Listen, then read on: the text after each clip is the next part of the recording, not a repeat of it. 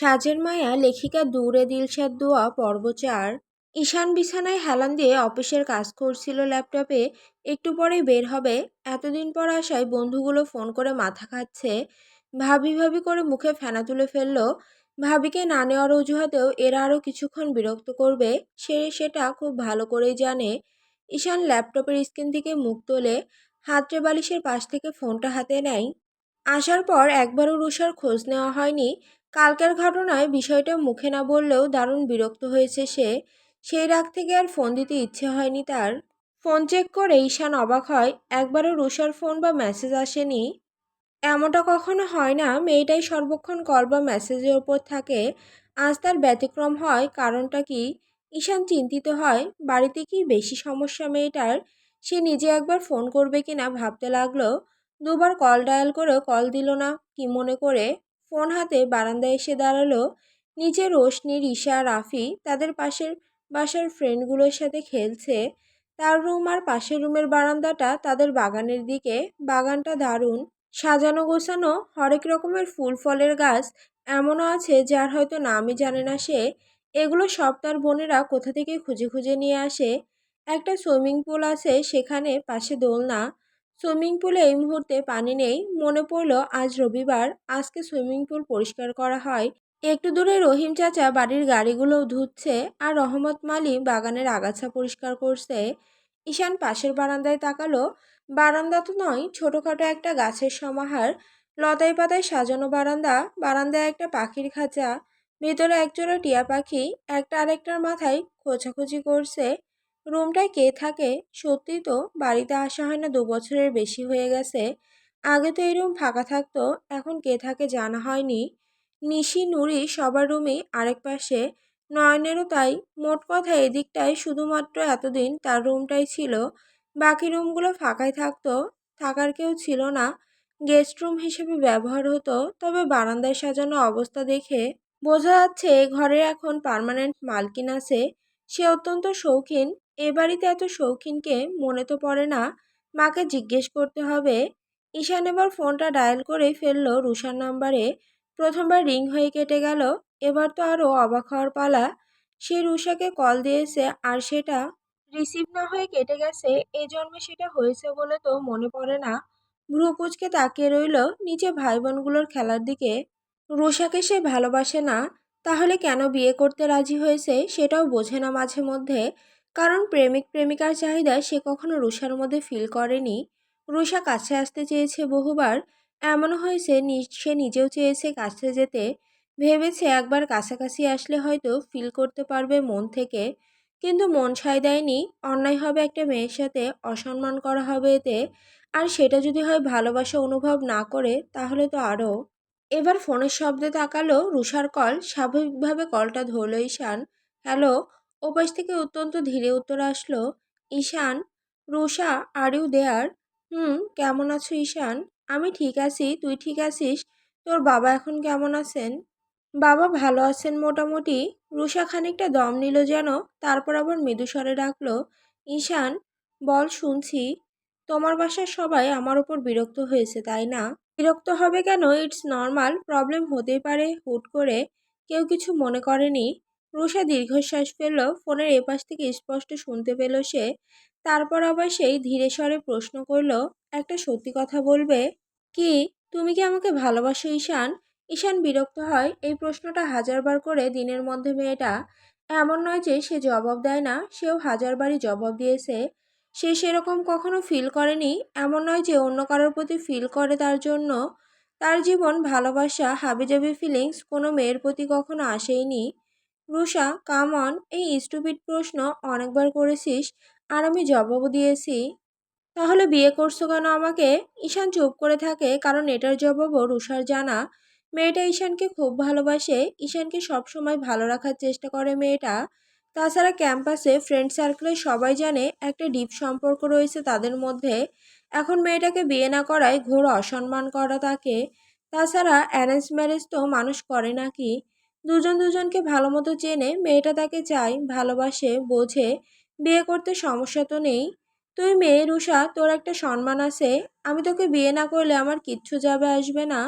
Trust me, কিন্তু লোকে কথা শোনাবে তোকে, এর দায়ও কিন্তু তোর।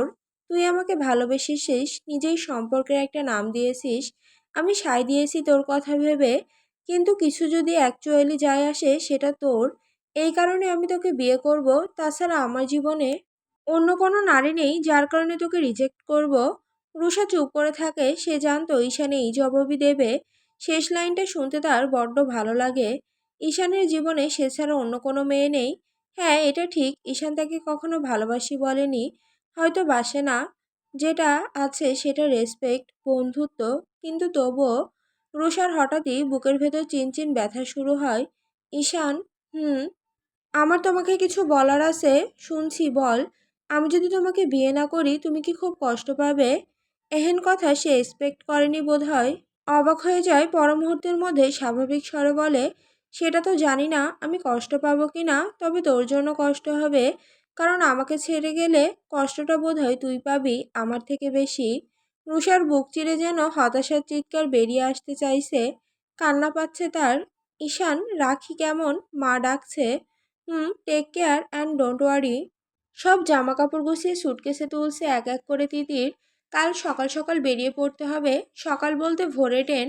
পৌঁছতে পৌঁছতে সন্ধ্যা হয়ে যাবে। বাড়ি থেকে মামা বারবার বলছিল তারা কেউ আসবে। তিতির নিজেই নিষেধ করেছে, এত জার্নি করে নিতে আসার কোনো দরকারই নেই।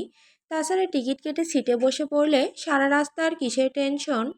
রাত হলে শুধু স্টেশন থেকে পিক করে নিয়ে গেলেই হবে। মিনুটা এর মধ্যে আর আসবে না। ওর ডিপার্টমেন্টের এক্সাম তো আরও 10 দিন আগে শেষ হয়েছে। একটু মন খারাপ হলো তার। সামনে ঈদ, এক্সামও শেষ এই সেমিস্টারের। তার মানে প্রায় 2 মাসের ছুটি।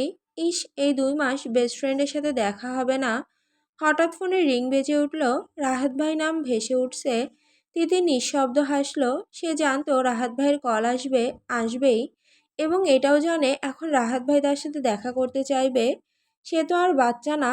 রাহাত ভাই যে হিসেবেই হোক, তাকে যে যথেষ্ট পছন্দ করে এটা সে খুব ভালো করে জানে। না হলে যে ছেলে এদিক সেদিক কোনো মেয়ের দিকে জীবনে চোখ তুলে তাকায় না, সেই ছেলে কেন ওর এত খেয়াল রাখতে যাবে? হাসি মুখে ফোনটা রিসিভ করলো তিতির। হ্যালো। তিতির, হ্যালো। জি রাহাত ভাই, বলুন। তুমি কি ব্যস্ত আছো এখন? তেমন একটা না, প্যাকিং করছিলাম আর কি। ও, কিছু বলবেন? না মানে আসলে। তিতির আবার নিঃশব্দে হাসে। এমন স্ট্রং পার্সোনালিটির একটা পুরুষ মানুষ কিনা তার মতো একটা বাচ্চা মেয়ের সামনে সামান্য একটা কথা বলতে গিয়ে তোতলাচ্ছে। ভাবা যায় তার শব্দ করে হেসে উঠতে মন চাচ্ছে। কিন্তু মনের ইচ্ছা মনে রেখে খুব স্বাভাবিক গলায় জিজ্ঞেস করলো, রাহাত ভাই কিছু বলবেন? রাহাত বোধহয় একটু দম নিল, বলল, একটু বের হতে পারবে, আমি নিচে দাঁড়িয়ে আছি। তিতির জানতো এটাই বলবেন তিনি। আমি আসছি, অন্ধকার হয়ে গেছে, গেটের সামনে আসুন। ফোন রেখে পোশাক পাল্টে নিল সে। একটু হাঁটতে ইচ্ছে হচ্ছে লোকটার সাথে। ওড়না গায়ে জড়িয়ে বেরিয়ে এলো। এসেই দেখলো গেটের সামনে রাহাত পায়চারি করছে। তিতির তাকিয়ে রইল। Navy blue T shirt, black pant. তার থেকে বেশ লম্বা সুদর্শন একটা পুরুষ অপেক্ষা করছে তার জন্য। তিতির মুচকি হেসে গেট খুলে বেরিয়ে এলো। রাহাত ভাই। তিতির এক ডাকে রাহাত পিছন ফিরল। তিতির একটা সাদা চুড়িদার পরা, হালকা করে বোধহয় খোপা করা, মাথায় ওড়না দেওয়া, বরাবরের মতো মুগ্ধ হলো রাহাত। নরম গলায় বলল, কোথাও যাই? এখানে দাঁড়িয়ে কথা বলা খারাপ দেখায়। তিতির এগিয়ে আসে রাহাতের পাশে এসে আলতো গলায় বলে, চলুন, কোথায় যাবেন? হাঁটবেন? বেশ, তো চলো। দুজন পাশাপাশি হাঁটছে। পাশের পার্কে ঢুকলো তারা। মর্নিং ওয়াক বার, নর্মাল হাঁটাহাঁটি, টাইম পাসের জন্য দারুণ একটা জায়গা। রাহাত বারবার আর চোখে তিতিরকে দেখছে।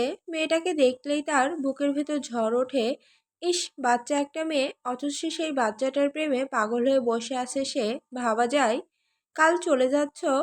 এতক্ষণ পর রাহাতি প্রথম প্রশ্নটা করল। জি, এক্সাম তো শেষ, বাসা থেকে বারবার কল দিচ্ছে। তাছাড়া ঈদের ছুটি, সব মিলিয়ে সেমিস্টার শেষ তো, তার মানে একদম পরের সেমিস্টারের ক্লাস শুরু হওয়ার সময় আসবে। তিতি নিঃশব্দে মাথা ঝাঁকায়। 2 মাসের মতো প্রায়। রাহাতের গলা কেমন অসহায়ের মতো শোনাচ্ছে। তিতির তাকালো তার দিকে। রাহাত সামনে তাকিয়ে আছে। রাহাত ভাই, ওখানটায় বসি চলুন। সামনে একটা লেকের সামনে বসার ব্যবস্থা। সেখানটায় আরাম করে বসলো তিতির। রাহাত বসলো না, ওকে বসিয়ে একটা বাদামের দোকান দেখে এগিয়ে গেল। বাদাম নিয়ে ফিরল, বসলো তিতিরের পাশে। নাও বাদাম খাও। বাইরে থেকে কিছু স্ন্যাক্স আনতে হতো। ভেতরে বাদাম ছাড়া আর কিচ্ছু পেলাম না, সরি। এমা সরি কেন বলছেন? গল্প করতে করতে বাদামটাই বেস্ট।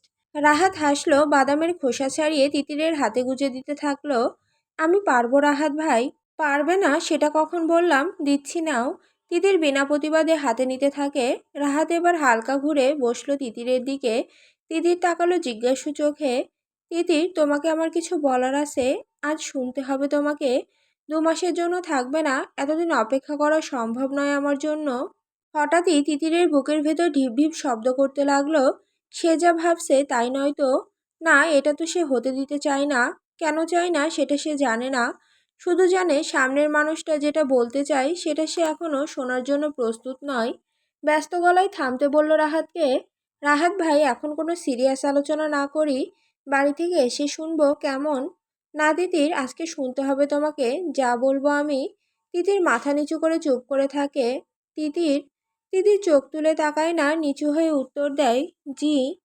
আমি যেটা এখন বলবো খুব ভেবেচিন্তে বলছি, কেমন? তাই কথাটা শোনার পর এটা ভাববে না আমি হুট করেই 2-1 দিনের ফার্স্ট লাইভ বলছি। ঠিক আছে?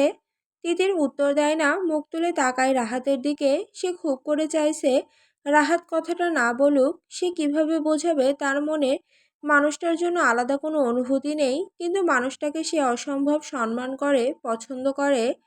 আমি তোমাকে ভালোবাসি, বিয়ে করতে চাই তোমাকে আমি।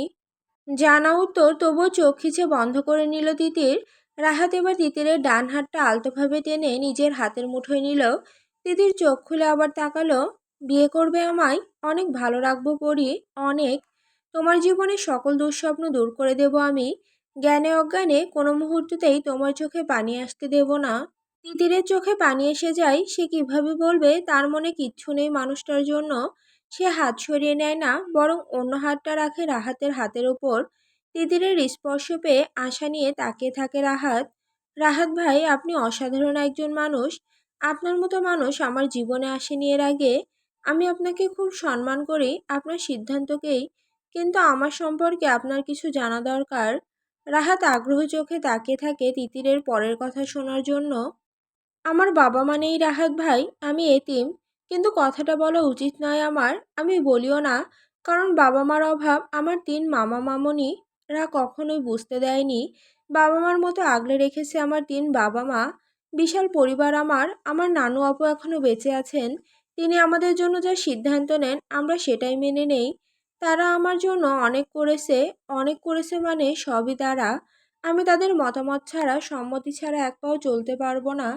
এমন নয় তারা আমাকে বাধা দেবে, দেবে না, কিন্তু আমি নিজেই চাই না। আমি চাই না আমার মুখের দিকে তাকিয়ে আমার খুশির জন্য তারা আমার সিদ্ধান্ত জোর করে মেনে নিক। তিতির দম নেয়, রাহাত হাতটা শক্ত করে আঁকড়ে ধরে। আমি কি জোর করে মেনে নেওয়ার মতো ছেলে তিতির? আমাকে মানতে পারবেন না তারা? আমি সেটা বলিনি রাহাত ভাই, কথাটা শেষ করতে দিন। বললাম তো আমি আপনার সিদ্ধান্তকে সম্মান করি, কিন্তু আমার এখানে কিচ্ছু বলার নেই। আপনি আমার পরিবারকে জানান। বিয়ে করতে চান বললেন, তাই তো? প্রস্তাব দিন আপনার পরিবার নিয়ে। তারা যদি সম্মতি দেয় আমি হাসি মুখে বিয়ে করব আপনাকে, কথা দিলাম। রাহাত হাসলো, হাতটা ছাড়ল না। নিজের হাতের মুঠোয় নিয়েই বলল, বেশ তো, তোমার সব কথা সই। যেটা বলবে সেটাই হবে। কাল বাড়ি যাও। আমার মা হজ করতে গিয়েছেন, তিনি সামনের মাসে ফিরলে আমি আমার পরিবার নিয়ে যাব তোমাকে চাইতে। তখন কিন্তু মানা করতে পারবে না। করব না মানা। চলুন এখন, গেট লক করে দেবে দেরি হলে। আর হাতটা। রাহাত হাত ছেড়ে দিল ব্যস্ত হয়ে, মাথা চুলকালো। চলুন ম্যাডাম, আজকে হাত ছেড়ে দিচ্ছি, কিন্তু একদিন গোটা জীবনের জন্য হাতটা ধরবো। আর ছাড়াছাড়ি নেই কিন্তু। তিতির শব্দ করে হেসে উঠল। রাহাতের মনে হলো সাগরের ঢেউয়ের মধুর শব্দ বয়ে গেল মাত্র। আমি সকালে অপেক্ষা করব হোস্টেলের সামনে। স্টেশন অবধি ড্রপ করে দিয়ে আসব। না করলে শুনবেন না জানি, তাই না করলাম না। ঠিক আছে। তিতিরকে হোস্টেলে পৌঁছে রাহাত বাসায় ফিরে আসলো। মেয়েটাকে মনের কথাটা বলে বুকের একটা বোঝা নেমে গেল যেন। মা ফিরলেই সাথে সাথে মেয়েটাকে হালালভাবে সোজা বউ বানিয়ে নিয়ে আসবে। রাহাত খুব ভালোভাবে বুঝতে পারছে তিতিরকে ছাড়া এই জীবন তো আর চলবে না, অসম্ভব।